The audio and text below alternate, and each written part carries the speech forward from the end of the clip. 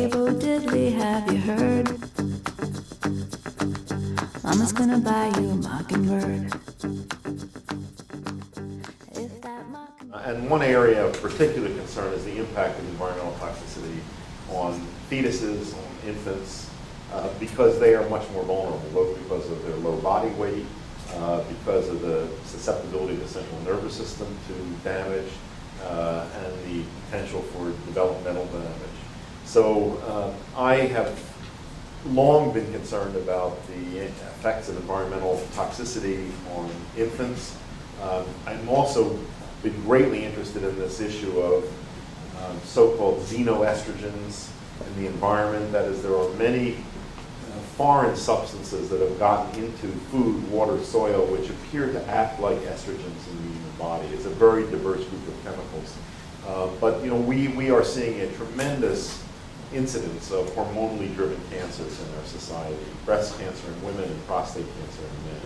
And I believe, and this is what I first started saying in 1998, that a lot of this is due to these increased pressures of these chemicals that are often called estrogen, endocrine disruptors, but chemicals that have estrogen activity. Again, towards that end, let's talk a little bit about BPA. Yeah. And talk a little bit about phthalates also, and what they are and why we should be concerned at all. You know, it's a group of chemicals which are used in plastics manufacturers to change the consistency of plastics. They have been used in plastic wrap and in plastic bottles, widely used.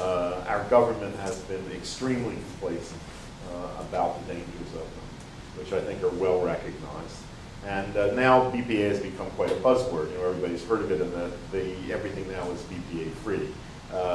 So I think that's great. I think it's, you know, there are reasonable concerns about BPA. There's still a lot of exposures there. One of the areas that I'm particularly worried about is liners of cans of food, particularly things like canned tomatoes, which seems to have a particular, you know, danger to it. But the issue of BPA in plastic bottles for infants, I mean, that really made me crazy. But Andy, at the same time, I know we talked about the government a little bit, but the FDA really hasn't been on the bandwagon to say that BPA is that dangerous. So do we really have to worry? Well, I think the FDA has been on someone else's bandwagon. It's not ours, unfortunately. Yes, I think we have to worry about BPA, but the other thing is that BPA is only one of a group of chemicals that have estrogenic activity. So just the fact that now you're hearing BPA free and everything does not in any way assure me that the current materials being used are EA free. That is, we may still have endocrine disrupting chemicals in plastics that are now being widely promoted as being BPA free.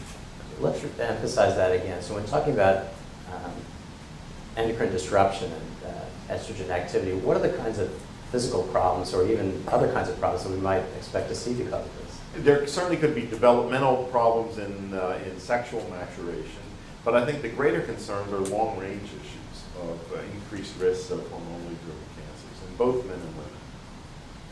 So what can you say to expectant moms and to moms and dads with young infants out there? What can they do? How best to move forward in making decisions with regards to the products they might introduce for their kids? I think you want to ask for EA-free products, and this is what you want to look for assurances that any plastics you use have been tested thoroughly to make sure that they do not have estrogenic activity. So as of now, for moms and dads who are worried about exposure of their children to BPA products, what kind of choices do they have available to them? There are a lot of products out there that now are saying they're BPA free, but there are problems in this area. First of all, the question is, as I said, is whether they're EA free. Second, even companies that are now using the same material that's in these bottles, there are products being manufactured in China, and it is not uncommon in China for factories to run BPA at one shift and BPA free in the next shift. And there are real possibilities of contamination of those products. And this is one reason why I insisted that these products be made entirely in the US, where we can oversee the manufacturing practices. So in terms of recommendations you could make for parents about what to look for on labels and what to look for in products, what could you say? I think you want to look for EA-free, not BPA-free. As I said, it's a narrow slice of the problem. You want to look for EA-free. And I think you want to be very wary of anything made in China. That's just the bottom line. Maybe at some point, the world can put enough pressure on China to clean up its manufacturing practices, but I would be wary. Well, Andy, I mean, years ago, when BPA was first used, folks probably thought, well, this is safe, this is fine, and we're using a baby bottles, there's probably no reason for concern. How confident can you feel that the same will be true for a Triton? That is a very good question, and that was the main question that came to me when I was being asked to put my name on a product of this sort.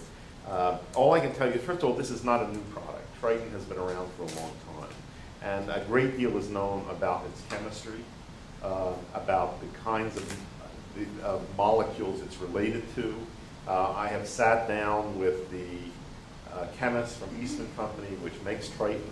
I've reviewed the research that they've done, and I'm satisfied that they have done extensive third-party independent testing to guarantee that this product is EA-free.